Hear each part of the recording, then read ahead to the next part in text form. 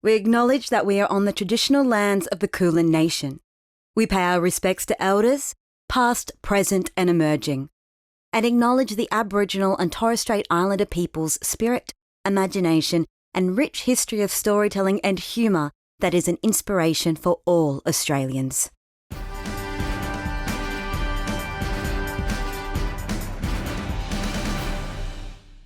Hello and welcome to another episode of The Bearer of Weird News. I am your host, Beast, who digests raw news and excretes subpar humour. Mount Harvey. It is, of course, December, the end of the year of our existential crisis 2022. And we are celebrating December with United Nations International Anti-Corruption Day, where we, at The Bearer of Weird News, will be partaking in the celebrating by undertaking the age-old practice of vigilante justice. That's right, we will be implementing a series of former gig workers to undertake the job of distributing justice. They'll be distributing justice to the very politicians who allowed the laws to be manipulated to the degree that they needed to take on the very means of their anger, the very inspiration for their theme, an old Deliveroo outfit. See, the backpack would be like an extended utility belt containing the instruments of justice, and rather than turn on some sort of bat signal, they'd be summoned by use of a gig economy style app. They'd be known as the contractors. As a result of the new vigilante justice system, we will be officially skipping Human Rights Day in 2022. Those who allow corruption to fester are indeed less than human, but they still technically fall under the protection of human rights. But this will be no different to how we normally approach human rights in Australia, with the exception being we are actually aiming it at the powerful for a change. So that'll be nice.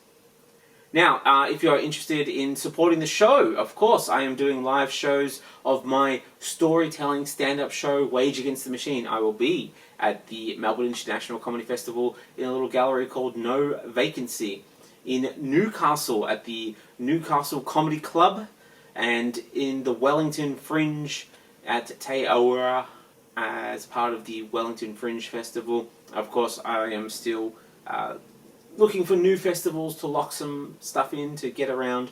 So again, if you know of any festivals in your area that you think I might be interested in checking out, please let me know, and I will be travelling around a little bit more this year. I think, look forward to it. I think it should be good fun.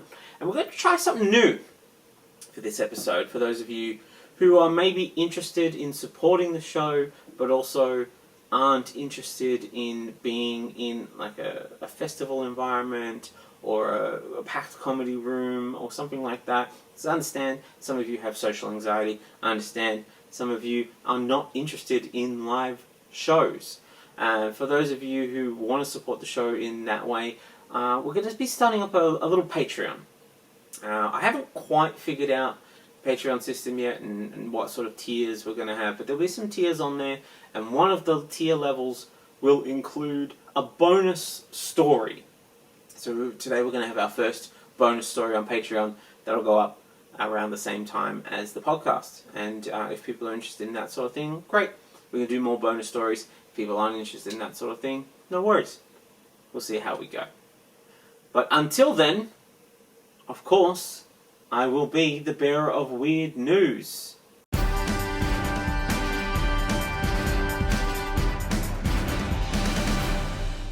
Let's get into the headlines. The World Cup is underway, and it wouldn't be a World Cup without a bracket elimination chart.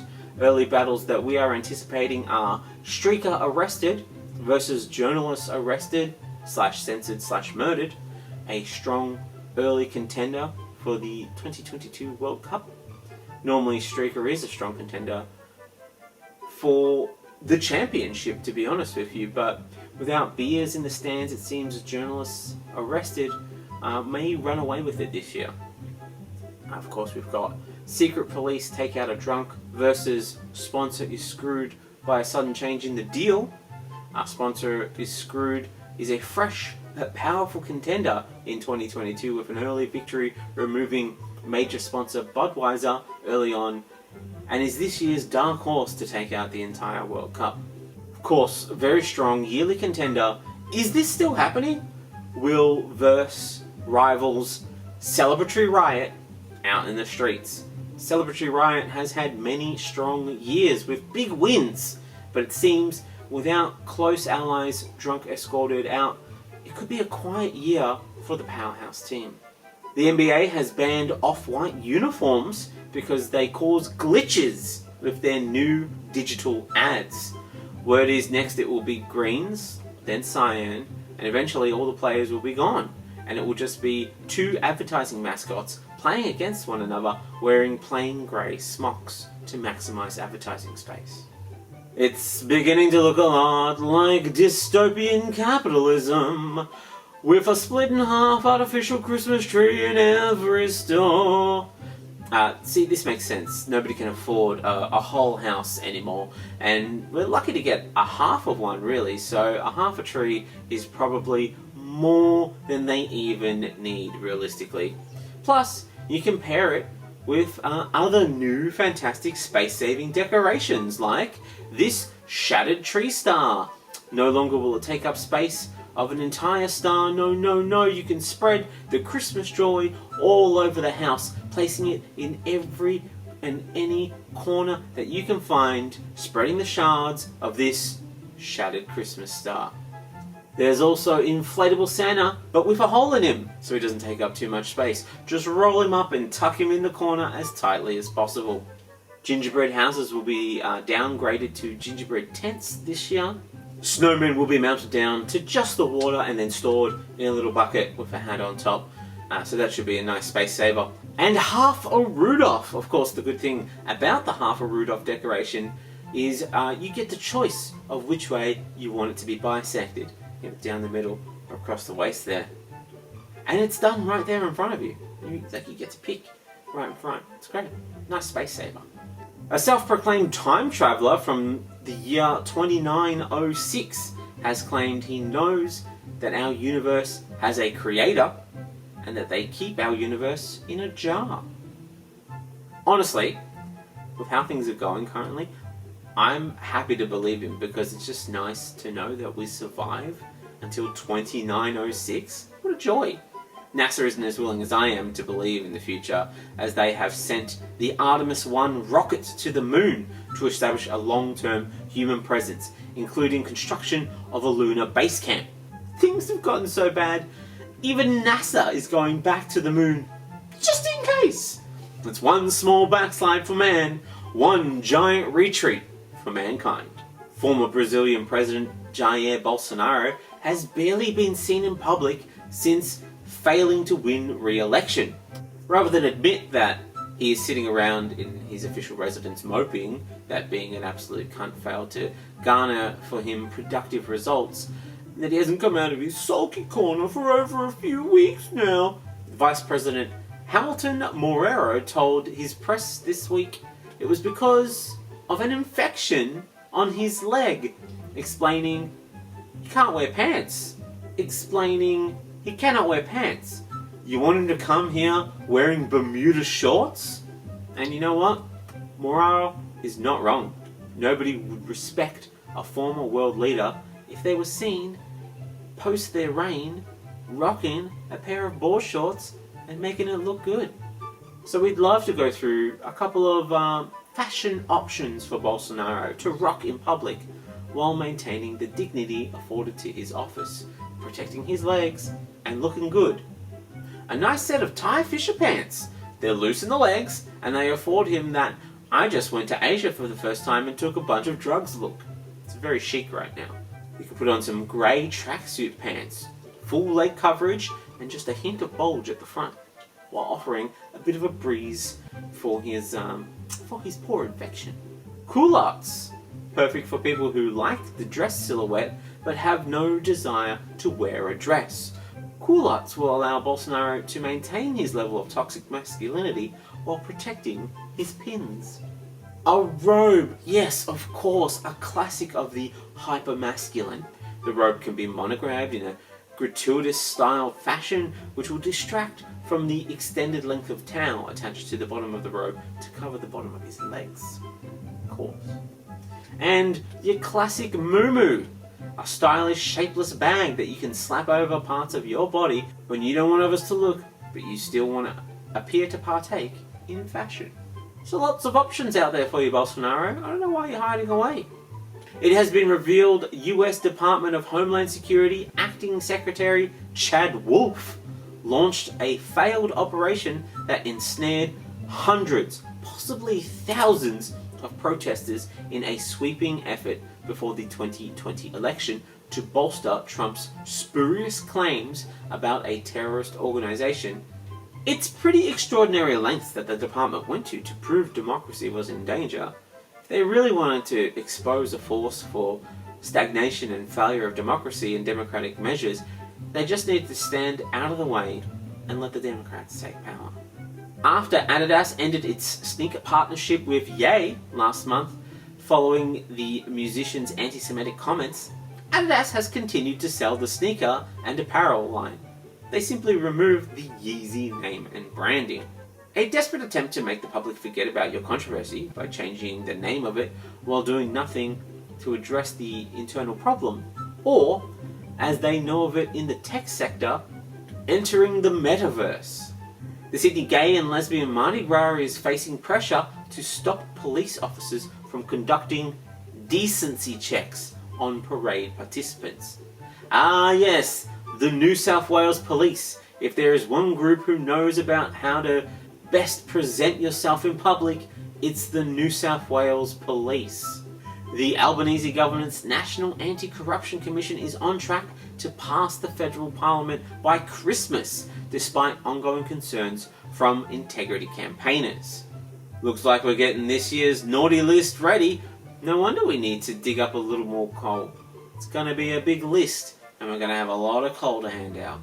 Analysis examining the carbon impact of billionaires' investments in carbon-intensive businesses revealed the super-rich emit greenhouse gases at a level equivalent to the whole of France. Talk about the top 1%. Woo!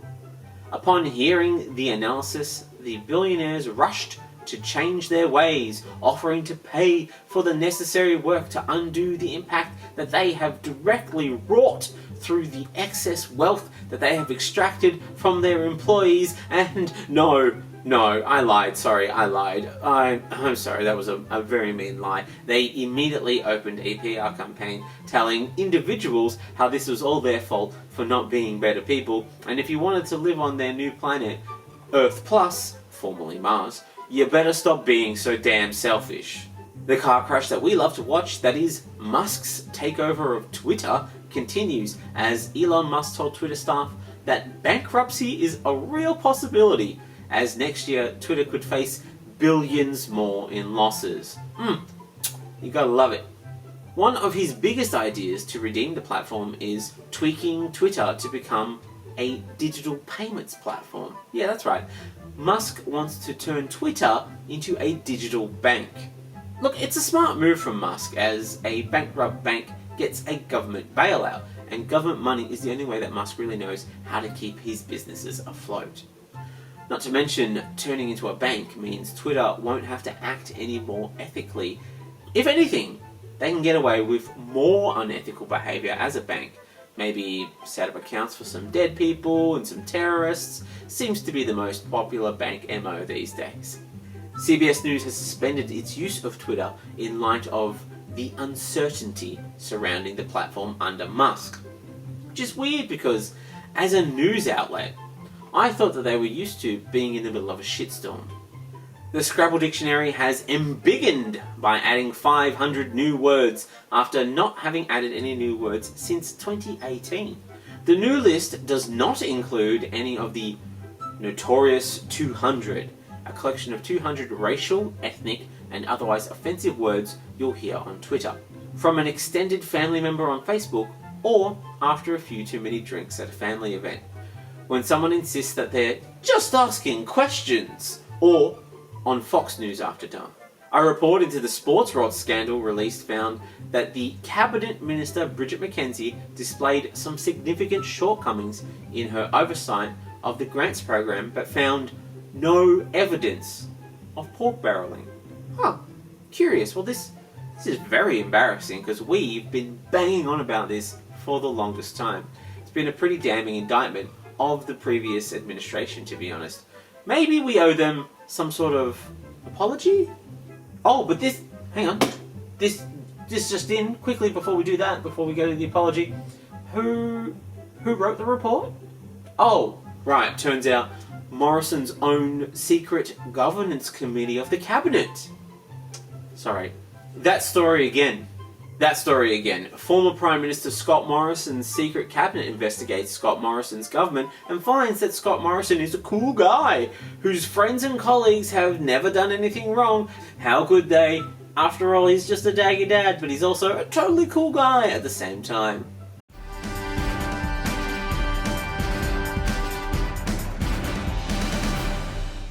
Moving on now to the bigger news. Victoria election fallout news to begin with.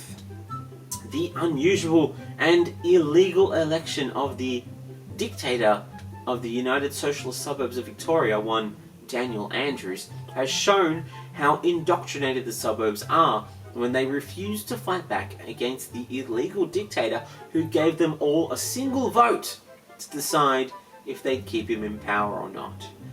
A single vote? Is that all? What sort of madness is this? I think you'll find that every other election of any other kind gives people as many votes as they want. No wonder people saw the madness of his power grab.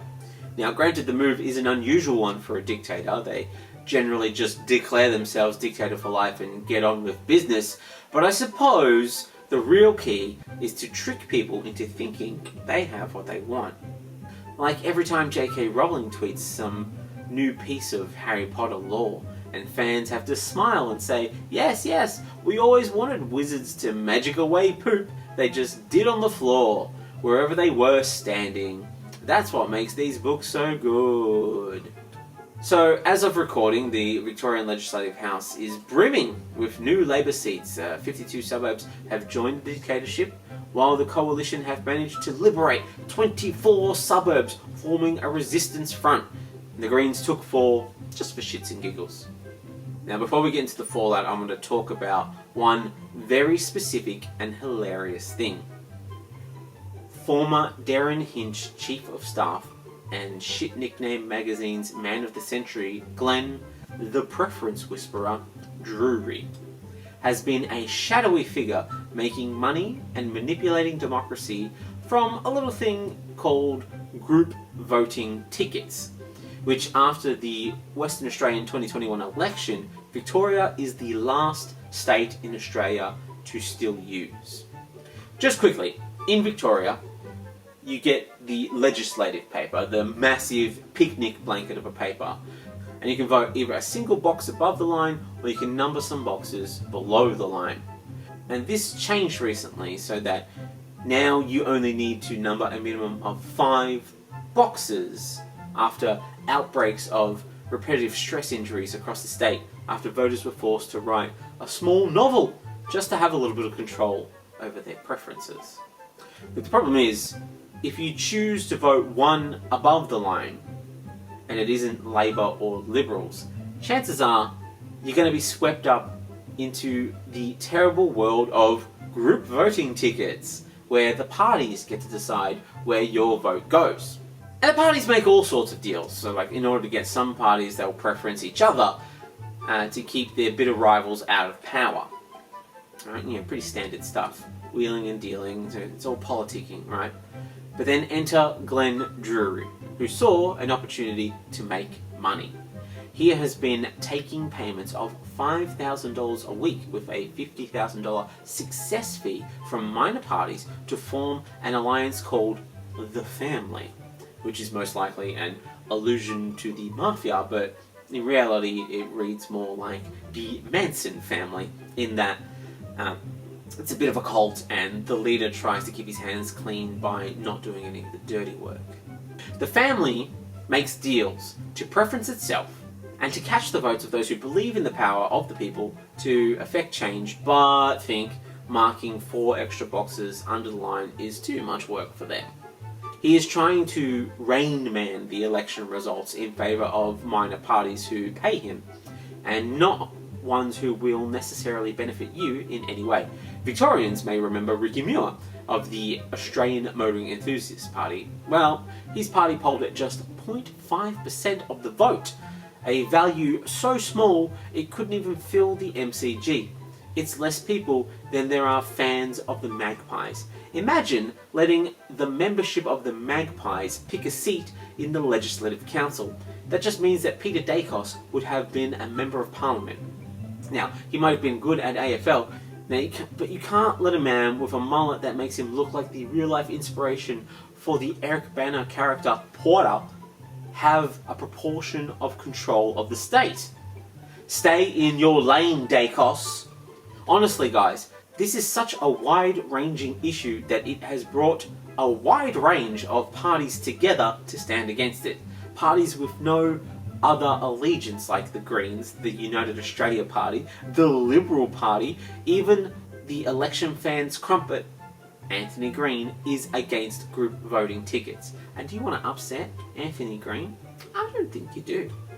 So it is my pleasure to let you know that the preference whisperer himself got hustled in what he is calling the most elaborate sting in minor party history, and what I'm calling the inevitable third act betrayal in every grift in history. Full props to the Animal Justice Party's state election manager and lead candidate in the Southern Metropolitan Region, Ben Schultz, who did a bold, last-minute deception worthy of an Ocean's 11 style short film. So, he spent months negotiating, receiving preferences from the family, only to skip out on reciprocal obligations at the last minute. It was, well, chef's kiss. Moving his preference votes to other parties last minute, just before the group voting tickets registration closed, yet still receiving all the preferences from nearly all of Drury's clients. It was a delight. And working the other side of the room, the Australian Values Party leaked video of Drury in action attempting to make a deal with them to the media. We've got to give the government, which will be the Andrews government, we've got to give them a crossbench they can work with. Now, I'm putting the horse before the cart. I shouldn't even be having this conversation with you. But if you are elected, we will be having some serious chats. Yeah, understood. But that's down the track. So if the Liberals get in, though, you're afraid that these reforms would change? Oh, they will. Okay. They will. I had an emissary come to me from the Libs a year ago in the height of COVID lockdowns. And this is a guy I know. He's was a senior staffer in the federal government that I had a lot of dealings with when I was chief of staff with Hinch. A lot of dealings with, and I like the guy. We get on well. We trust each other. And he said, we want you to do your best to get rid of Dan. It's the right thing to do for the community. You've got to do it. He was appealing to, my sense of community and self. And I said, I agree. What's going on with these lockdowns is terrible. It's terrible. He said, so you're going to help? And I said, well, what you need to do is come back to me and say that the Liberals will make a public statement to say they're not going to get rid of the group voting ticket. Oh, they'll never do that. Then I'll never help. Now, granted, the media in this instance is in big quotation marks, as it is of the Herald Sun, which listeners of this podcast will know is the flagship for Murdoch's Victorian arm. But guys, the enemy of my enemy can be a useful cudgel, and if it happens to harm my enemy when I use him as a cudgel, all the better. Realistically, none of these games actually impacted the historic rise of the third reign of the glorious dictator. They appear to have potentially stopped the sort of chicanery that led to your Ricky Muirs getting power, as no independent candidates managed to get a single seat in 2022. Former Victorian Labor Premier Steve Bracks really took time to hit home how ineffectual the Herald Sun smear campaign had been in this delightful clip. There was 150 negative stories on the Labor Party by the Herald Sun. Well, I tell you what, Herald Sun, you've got absolutely zero influence.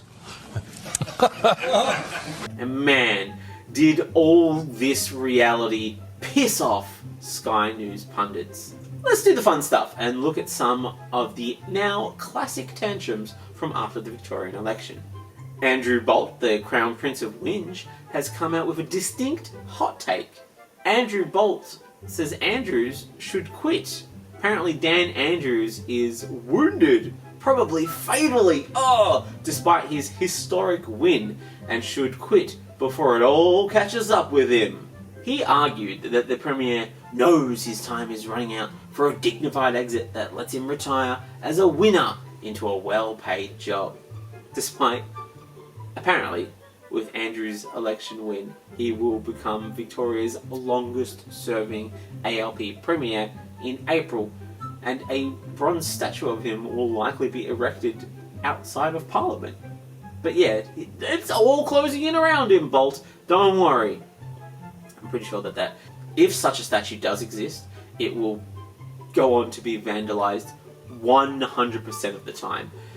But if it acts as sort of like a scarecrow for the brainless conspiracy theorists, or like a wicker man for conspiracy anger, allowing them to pour their anger into the statue and not actually hurt a real person, that's great. You know what? That's fantastic. Let it happen. I'm all for it. We can say that it's an art piece. That we can just say that it's an art piece in constant evolution, like Hosier Lane. You know, it always changes the art on the alleyway walls. We can call it the Wicker Dan. The call to arms seems to be the same all over. Peter Credlin has accused the Liberal Party of not being very liberal. But the basic problem for the Liberal Party in each of Australia's four most recent elections is that it hasn't stood for much that's recognisably liberal, and it hasn't fought for anything that's recognisably liberal. In Western Australia, it tried to out-green the Greens and was annihilated, just 2 lower house seats in the Parliament. That's it. In South Australia, they lost office after just 1 term. A very confusing statement for anyone not from Australia, as we have come to associate the word liberal with conservative drudgery. So for our foreign listeners, the Liberals are the Conservative Party, our version of the Tories or Republicans. The party who is increasingly out of date and tries to bludgeon the poor with the size of its wealth. You know the times. In this instance, not being liberal enough means not being conservative enough.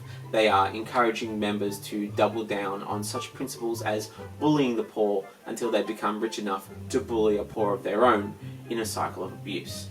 Rowan Dean demands the Liberals should reject every MP who does not espouse core Liberal values. Why they lost? That's the whole point. If you don't stand for if you are the Conservative Party in Australia, well, they're idiots, aren't they? If you are the Conservative Party in Australia, the party of Menzies, and you don't stand for solid conservative values, absolutely fore and front, and you are going to lose. Peter Dutton, listen and watch. You are going to lose. We've seen it in every single election when Liberals move to the left, when Liberals become Liberal Light or Linos, Liberals in name only, woke Liberals, Birmingham Liberals, Bragg Liberals, you will lose. Liberal values are homophobia, climate denial, refugee scapegoating, some light racism.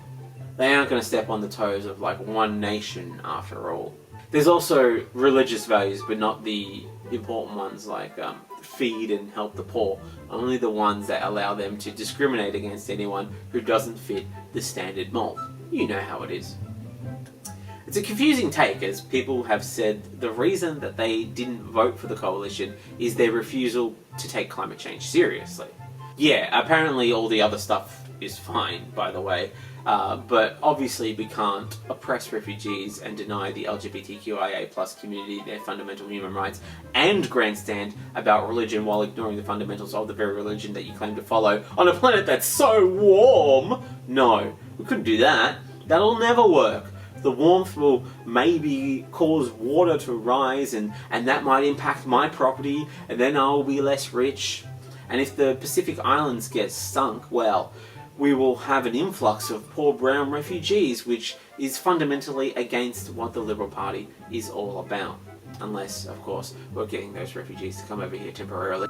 Rowan has become so disconnected from reality that he thinks that there's going to be a mass exodus of Liberal voters from Lefty Victoria. We're going to see, we have to see in this country leaders of the sort of Georgia Maloney, Ron DeSantis and others who win extraordinarily well when they espouse solid conservative values. But the other final point is that let's see in Australia competition between the states. Let's see what happens. You mentioned, James, California and New York. Well, what's happened there? You have seen people fleeing California and New York to go and live in Florida. People leave and flee left-wing states to go to conservative states. It never goes the other way around. You watch the exodus from Victoria, Rita. Okay, final thought is mine. You know, like the way that everyone says that they're going to move to Canada if Trump gets elected, or the way that they say that they're going to leave the country if X gets elected. You know, even if they followed through, at this point, I'm not sure where they would flee to. A cursory glance of Australian map leaves Conservatives looking to flee the state very few options. Unless... No, it's crazy talk.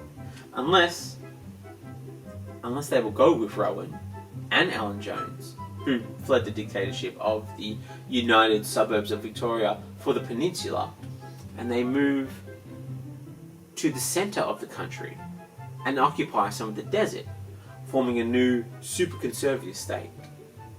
Murdochia, a state where there is no Centrelink, no government support. Immigrants and refugees are banned unless they're picking fruit, or maybe building or cleaning a house. Someone has to keep the place clean after all, right? The minimum wage doesn't exist, and as it is a desert landscape with no rain or bushland, they can delude themselves into believing that climate change is a hoax because the weather is always the same. Makes a lot of sense, actually. Can we convince them to maybe make their way out there and start their libertarian utopia? I'd be into that.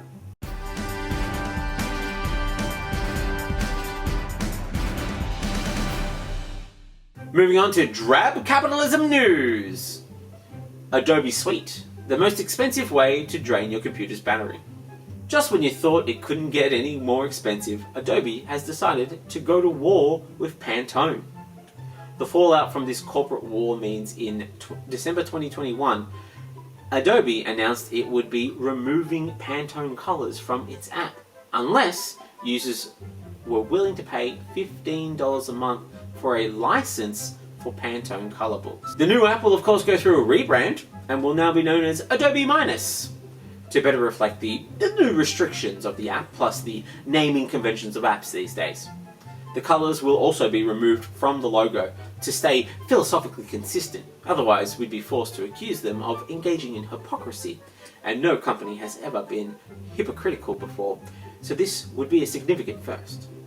Both companies are blaming each other for firing the first salvo, as Adobe's Chief Product Officer Scott Belsky has tweeted that Pantone asked Adobe to remove the colours as they want to charge customers directly. Meanwhile, Pantone has publicly said it felt Adobe wasn't keeping pace with the plethora of new colours it released. Because subscription capitalism is a relentless vacuum into which all of our dollars must be sucked and all portions of experiences maximised for profits, do you wish to experience joy? Well, that'll be $30 a month. So basically, medication, right? Oh, I think I just realised that basic medications are a subscription fee to not feeling sad. But then, a hero came along. Today's People's Champion is Stuart Semple, creator of Freetone, a totally free Adobe plugin that contains 1,280 Pantone-ish colours, including digital versions of Tiff Blue, The Pinkest Pink, Incredibly Easy Klein and Incredibly Klein-ish Blue, and Black 3.0, The Blackest Black. 4 days after its release, Freetone had been downloaded more than 22,000 times. You love it. You love to see it. Semple says they're literally holding the colours hostage and fears that the move to charge for Pantone colours will make it harder for young artists with less disposable income. Which to be honest, is the story of art. Nearly from the beginning, and definitely all artists that you've ever heard of. Fortunately, artists always have one option for becoming more well known and having the value of their art skyrocket, and that is dying. And they can continue to benefit the rich by doing this. So that's always a plus. Adobe spokesperson Erin DeLeva says that the company is currently looking at ways to lessen the impact on our customers. Presumably those explorations have deftly avoided looking behind the door clearly labelled, "Don't charge your customers for individual colours." But to be fair, usually if I saw a big, obvious and well-lit door clearly and obviously labelled, easiest way to get out of this mess and minimise reputation damage, I'd also assume that it was a trap.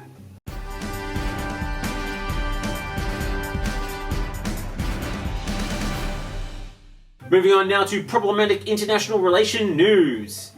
The nefarious MBS, yes, the Prime Minister simultaneously known as Crown Prince Mohammed bin Salman, is back in the news after the Biden administration has surprisingly determined the Saudi Arabia's Crown Prince / Prime Minister should be granted immunity in the case brought against him by the fiancé of Washington Post journalist Jamal Khashoggi and the rights group Khashoggi founded Democracy for the Arab World Now, who the CIA report said was murdered at the prince's direction.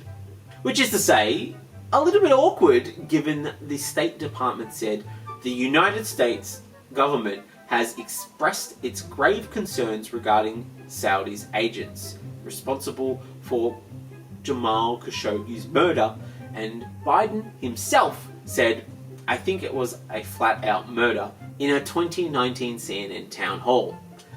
Biden even vowed to make a pariah out of Saudi rulers over the 2018 killing of Khashoggi, which is a very impressive backflip for a man in his 80s. So what happened? What has turned Biden from a tough-talking grandpa sharing stories of every fight he's ever been in to a recruit to Cirque du Soleil's octogenarian showcase?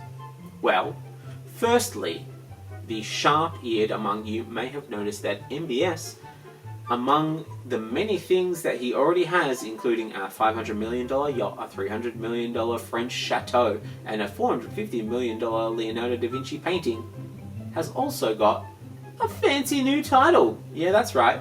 He's become the Prime Minister of Saudi Arabia. Because what do you get the man who can get himself anything? The one thing he really needs. Diplomatic immunity.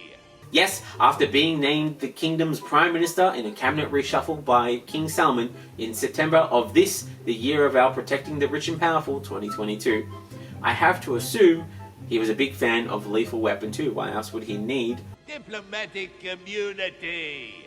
At the very least, he must be keen on Mel Gibson, right? Because apparently, in private conversations, MBS has likened Saudi Arabia before the Saudis' conquest in the 18th century to the anarchic wasteland of the Mad Max films. Respectful. Presumably meaning that it was a lawless wasteland in a desperate resources war in which the most brutal rose to the top and sliced out a kingdom built on the withholding of those resources and forcing their underlings to perpetually struggle in the burning desert.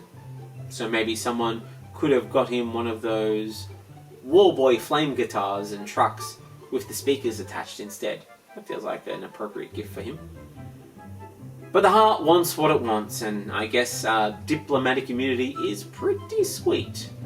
Bin Salman has denied the allegations that he ordered the murder of Khashoggi because the journalist said nasty things about him that hurt his little baby feelings, saying, "If that's the way we did things, Khashoggi would not even be among the top 1,000 people on the list."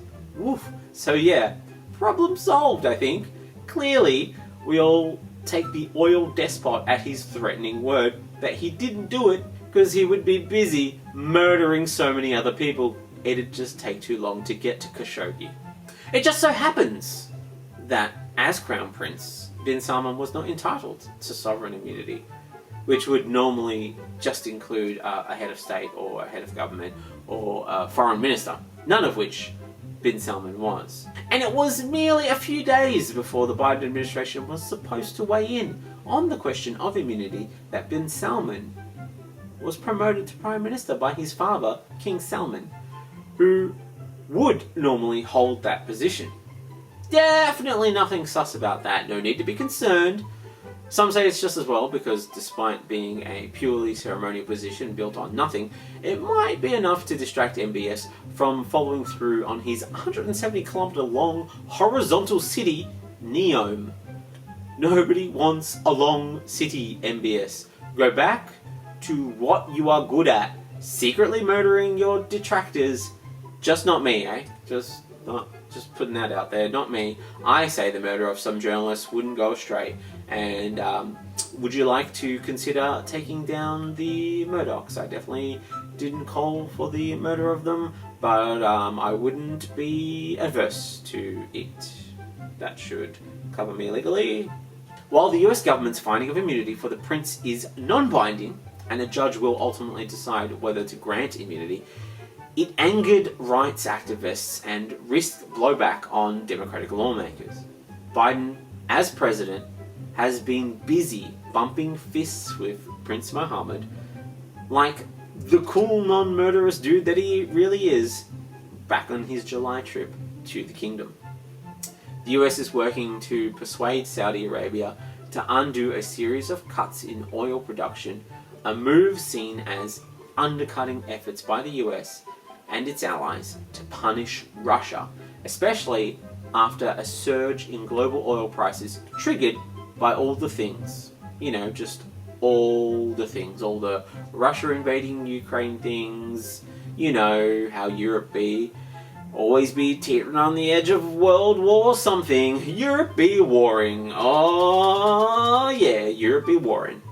Since then, the prince has been re-embraced by Western leaders, proving once and for all why we should have been focusing on solar and renewable powers, so that we can tell the oil kingdoms they can fuck right off when they, to put it lightly, behave poorly on an international stage.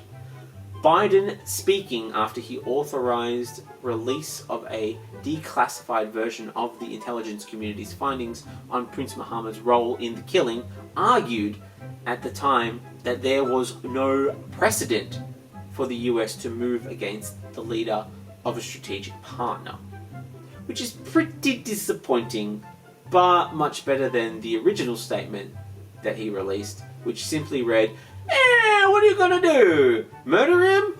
He isn't a democratically elected socialist leader. Now that we could do. Could definitely organize one of those. The US military has long safeguarded Saudi Arabia from external enemies in exchange for Saudi Arabia keeping global oil markets afloat.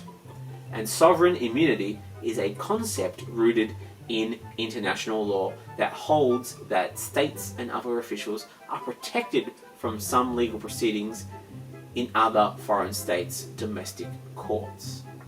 Especially because upholding the concept of sovereign immunity helps ensure that American leaders in turn do not have to worry about being hauled into foreign courts to face lawsuits in other countries, which would definitely be a complication in the mix, as they'd have a lot of court dates to attend and would likely have a clash or two in their calendar. Like, you can't be at an international criminal court in South America and in the Middle East at the same time.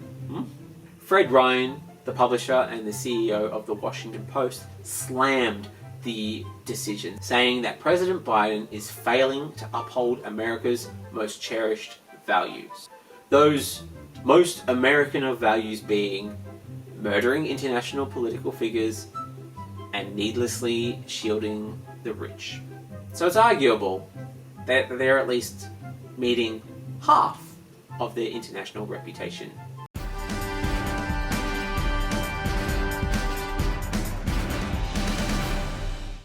Moving on now to climate reparation news.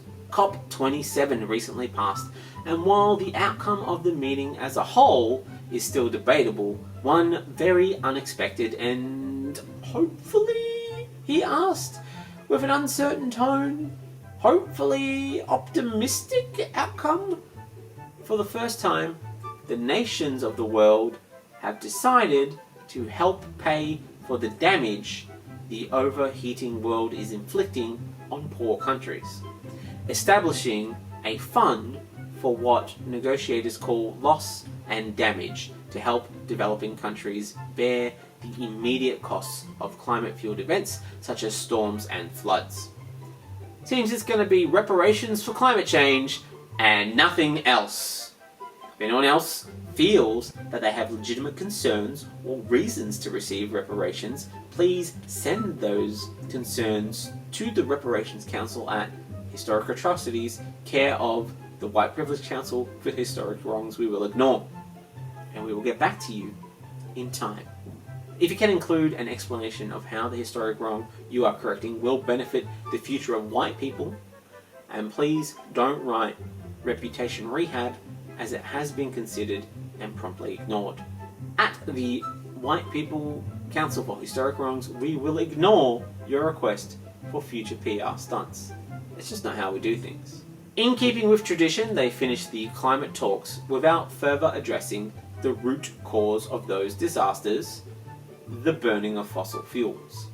But we are doing what rich people do best, throwing money at a situation so that it will definitely solve the problem. As we learned from one of the 20th century's greatest philosophers, more money, no problems. Praise be to the teachings of Biggie.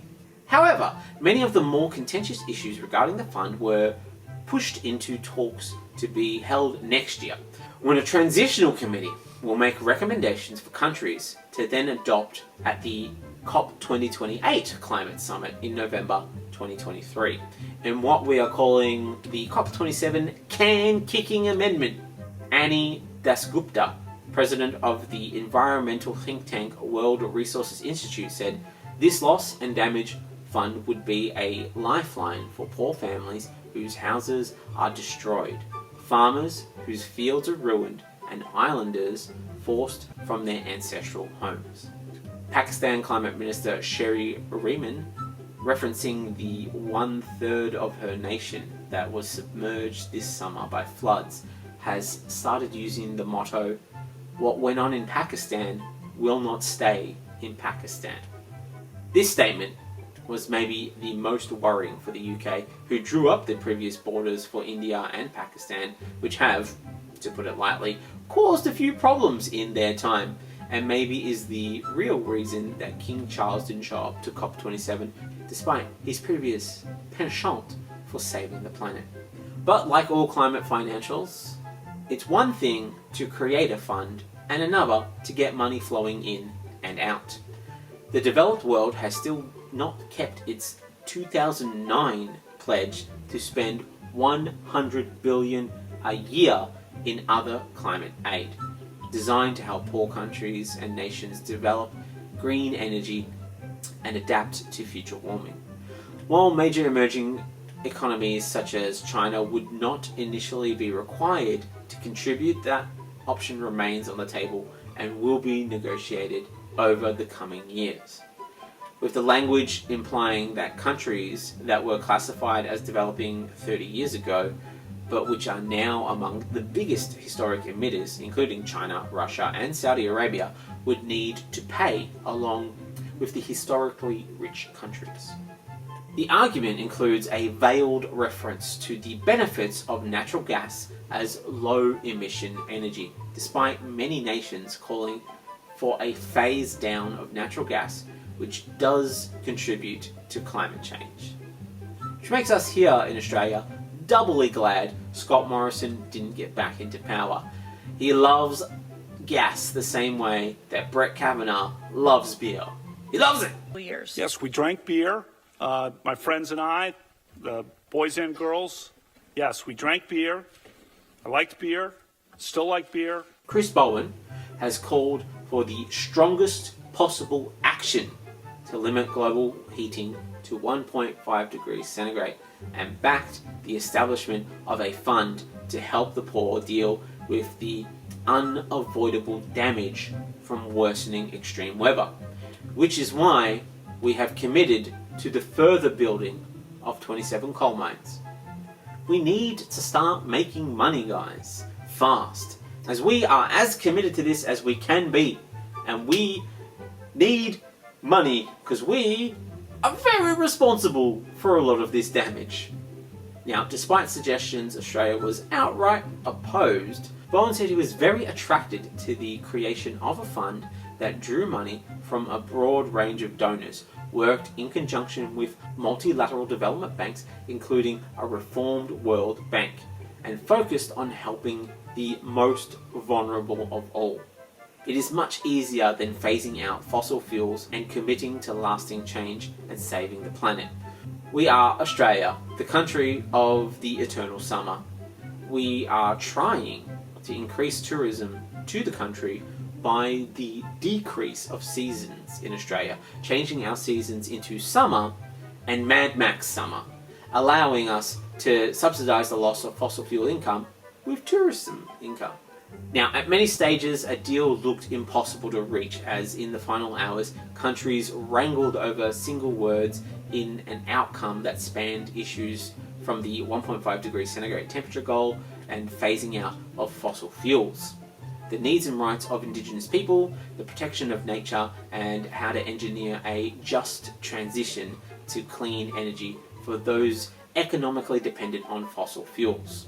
Rich nations were threatening to simply declare bankruptcy after first hiding their economic surpluses in some sort of Cayman Island bank account, then turning around and demanding that the Caymans, with all this new mysterious found wealth, would need to pay the most money. I mean, where else did they get all that money from? Despite Pakistan's Environment Minister Sherry Rehman reassuring the establishment of the fund is not about dispensing charity, instead using the language of the portfolio-heavy parts of the world, explaining, guys, this is clearly just a down payment on the longer investment of our joint futures. However, Peter Dutton, in typical Peter Dutton style, freaked out that there would be a giving of money that didn't include him or allow him to buy more houses, demanding Australia not compensate other countries for accumulating climate disasters.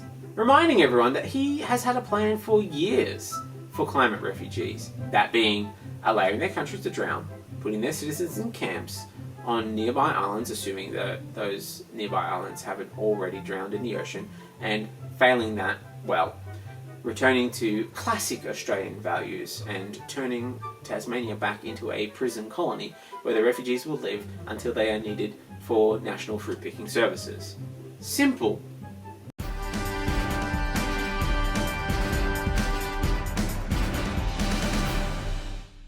And finally, freedom news. Donald Trump, the former steak mogul turned more successful social media manager than Elon Musk, is back in the news again after making an equal parts surprising and not at all surprising declaration that America should terminate the Constitution in order to overturn the 2020 election and reinstate him to power. Posting on his copy and paste poor man's Twitter, which has yet to cost him $44 billion, Truth Social, he wrote, "Do you throw the presidential election results of 2020 out and declare the rightful winner, or do you have a new election? A massive fraud of this type and magnitude allows for the termination of all rules, regulations and articles, even those found in the Constitution." A wildly unexpected and totally predictable turn from the former university owner, who is still the de facto leader of the Republican Party, as it simultaneously throws him under bus after bus while he stubbornly refuses to die like a killer at the end of a horror film, or like a zombie chicken after having its head cut off, an unstoppable creature who has absolutely no control over what it does. The Republican Party are famously very in favour of the American Constitution, generally choosing to wield it like a riot officer would wield a shield, both as a defence of themselves and as a blunt object to harm their foes. So directly attacking the means of their power is a strange play. While some elements of the Constitution have proven to be the bane of the party of freedom and suppression, such as, the 13th Amendment, which of course abolished slavery, and the 19th Amendment, which allows women to write on the same terms as men, but they certainly love those First and Second Amendments. They're really, really in love with them. So attempting to tear down the Constitution realistically means Trump is coming for your guns, Republicans. Everything that you hold dear, your freedom of expression to say racist comments, your freedom of religious oppression of women, and your freedom to shoot people who you disagree with, you spent so much time afraid of Obama that you didn't realize the murderer was already in the backseat of your car. Or maybe I'm being unfair. Maybe after the rules of society are torn up and he's put in place as the new leader, he will diligently put back the system that he claimed was false, had failed, and was not making anybody happy. I don't know. Seems likely. I mean, it isn't making anybody happy, but, not for the reasons that he says. I certainly don't miss waking up in the morning to a full report of everything that he has spent the day shoving up his ass. How it felt, who watched him do it, and what words of encouragement they used when they suggested he could go a little bit deeper and that he could fit more in than any other person who'd ever lived. But for some reason, I'm feeling skeptical of the whole thing. I don't know. Maybe I'm just getting older and no longer have the exciting, exploratory, rebellious spark of youth. Maybe he's changed from the man who refused to pay for contract work that had been done in his many businesses and was now an upstanding member of society after a visit from 3 ghosts who showed him the error of his ways. And only as president, he can be the most impactful force for change in the world. So he has to get in at all costs, even if it looks like a selfish power grab in the face of consequences for his actions for the first time in his life. After all, Trump said he was financially supporting some of the January 6 defendants and promised that he would issue pardons and a government apology to those being prosecuted, like himself, if he were re-elected. And to be honest with you guys, he has never financially supported anyone before. He can barely financially support himself. His businesses keep going bankrupt and he keeps finding himself in more and more precarious financial relationships. So I got a good feeling about this one, guys. And if there is one person in society who deserves another chance, it's Trump. I mean, 90th time's the charm, am I right?